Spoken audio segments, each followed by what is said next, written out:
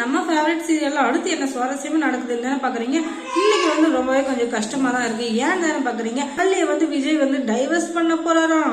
ஐயோ என்னம்மா சொல்ற அப்படின்னு தானே பாக்குறீங்க.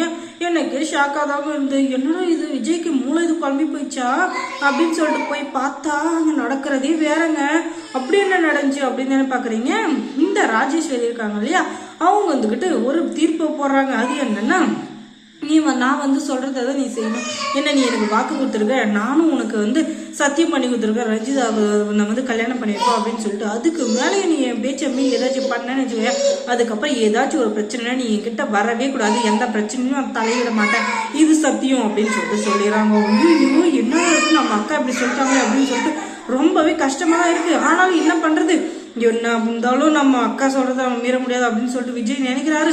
இருந்தாலும் ராஜேஸ்வரிக்கு தலக்கணம் அதிகம் தாங்க. எப்பவுமே அவங்க நினைக்கிறது மட்டும்தான் நடக்கணும் அப்படின்னு சொல்லிட்டு நினைப்பாங்க. எல்லாத்தையுமே நடத்தியும் காட்டுவாங்க. இதுல ரஞ்சிதா தான் பலிக்கடா.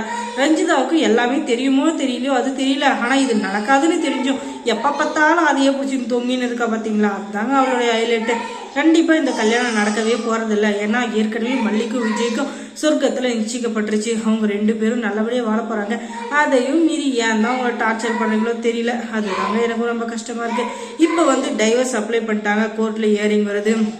முதல் 2 இயரிங் வந்து ரொம்பவே நார்மலாக தான் போயிட்டு இருக்கு. அதுக்கப்புறம் 3வது இயரிங்ல உங்க 2 பேருக்கும் ஒரு கவுன்சிலிங் மாதிரி கொடுக்குறோம் அப்படின்னு சொல்லிட்டு சொல்றாங்க. ஆனா அது எதுவுமே ஏத்துற நிலைமையில் நம்ம விஜய் இல்லை. ஏன் தானே பாக்குறீங்க, மல்லியை வந்து அவருக்கு பிடிக்கவே இல்லை. அதனால தாங்க அவ்வளோ பெரிய பிரச்சனை.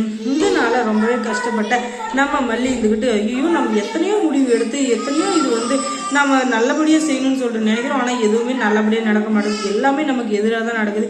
இது எல்லாமே நமக்கு நடக்கிற சதியா இல்லை விதியான்னு தெரியாம அவங்க ஒரு பக்கம் முடிச்சுங்கிறாங்க. அதுக்கப்புறம் கோர்ட்டுக்கு போறாங்க. நீங்க வந்து கவுன்சிலிங் கொடுத்தப்போ நாங்க சேர்ந்து வாழ முடியாதுன்னு சொல்லிட்டீங்க. இப்ப 2 பேருமே உங்களுடைய கருத்தை சொல்லலாம் அப்படின்னு சொல்லிட்டு அவங்க 2 பேருக்கும் ஒரு சான்ஸ் கொடுக்குறாங்க ஜட்ஜி. ஆனா வந்து விஜய் ஆணித்தரமா சொல்லிடுறாங்க, இல்லைங்க விஜய் வந்து நல்ல தெளிவான முடிவை தான் எடுத்திருக்கேன். ஏன்னா எனக்கு அந்த மல்லியை பிடிக்கவே இல்லை. இது கட்டாயத்தினாலையும் ஏதோ ஒரு குழப்பத்தினாலையும் நடந்த கல்யாணம். அதுவும் இல்லாம எனக்கு மல்லியோட சேர்ந்து வாழ விருப்பம் இல்லை. அதனால தயவு செஞ்சு டைவர்ஸ் கொடுத்துருங்க அப்படின்னு சொல்லிட்டு விஜய் இருந்துட்டு சொல்றாரு. மல்லி இருந்துகிட்டு வாயவே திறக்க மாட்டேங்கிறாங்க. ஏன்னா அவங்க வந்து விஜய் மேல வச்சிருக்கிறது மரியாதைங்க.